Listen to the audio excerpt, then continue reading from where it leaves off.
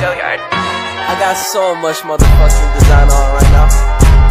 Break it down, bring it back, make it clap. I got 3 old thoughts, new block, where that thing. Bitches on my line, and you know. Perserikatan Bangsa-Bangsa menyebut kesetaraan perempuan di dunia masih tertinggal jauh meski sudah masuk salah satu dari 17 butir tujuan pembangunan berkelanjutan yang berakhir pada 2030 mendatang. Dalam wawancara dengan tim VOA, Menteri Pemberdayaan Perempuan dan Perlindungan Anak, Igusti Ayu Bintang Darmawati mengatakan kesetaraan perempuan di tanah air bahkan masih menjadi pekerjaan rumah yang panjang. Berikut ini laporan dari jurnalis VOA Randy Wicaksana langsung dari markas PBB. Indonesia has worked persistently in promoting equal right for women. Diwakili Menteri Pemberdayaan Perempuan dan Perlindungan Anak, Indonesia hadir dalam konferensi tahunan PBB Komisi Urusan Status Perempuan yang mengupayakan percepatan kesetaraan gender di dunia.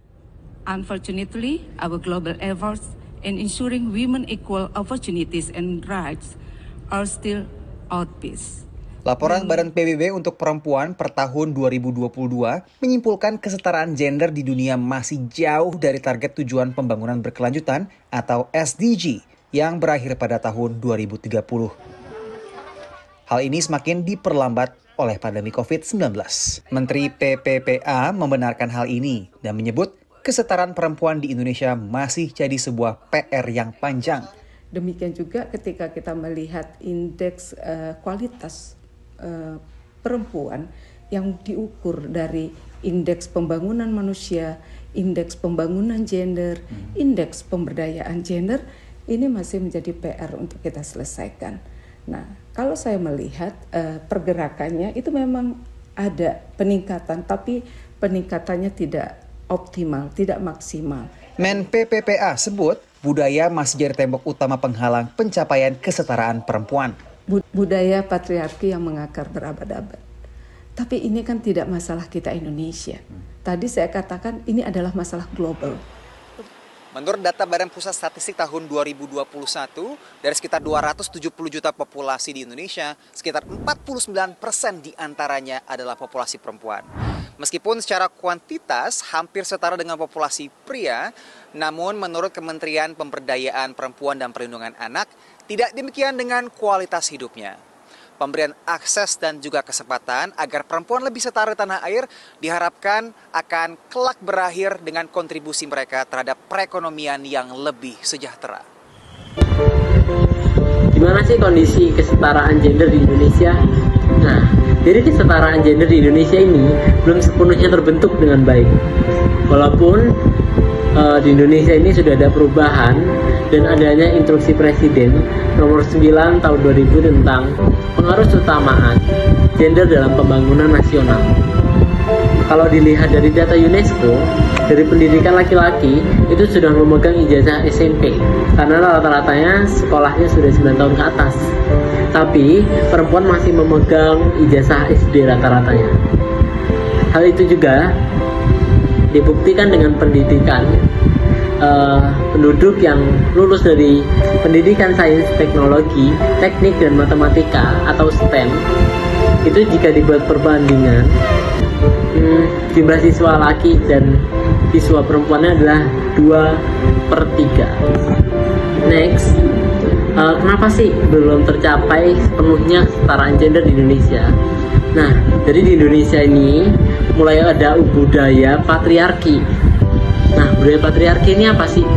Nah, budaya patriarki itu adalah budaya di mana budaya tersebut memposisikan laki-laki untuk mendominasi dan memegang kekuasaan dalam peran kepemimpinan dibandingkan dengan perempuan.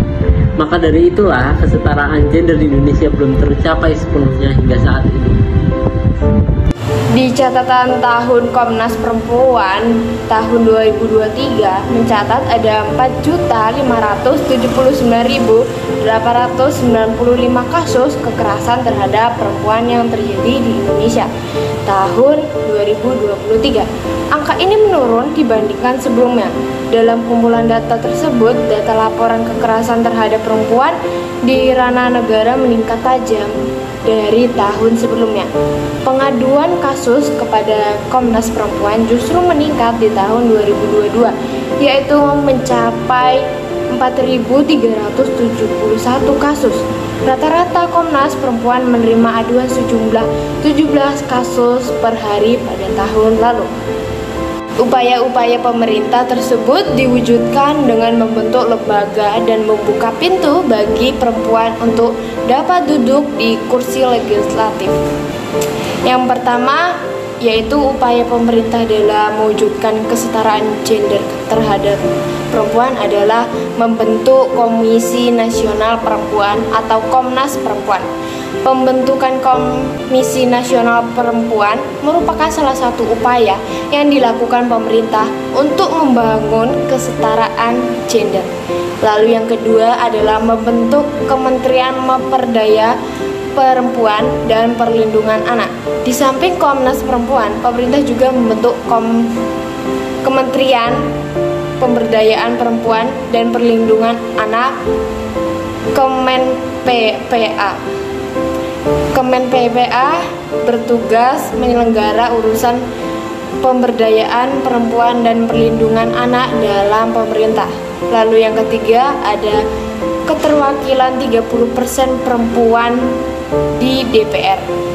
Upaya lain dari pemerintah untuk meningkatkan kesadaran gender adalah dengan memberikan kuota 30% bagi perempuan di DPR. Dalam hal ini, perempuan juga diberi ruang untuk berpartisipasi di bidang politik.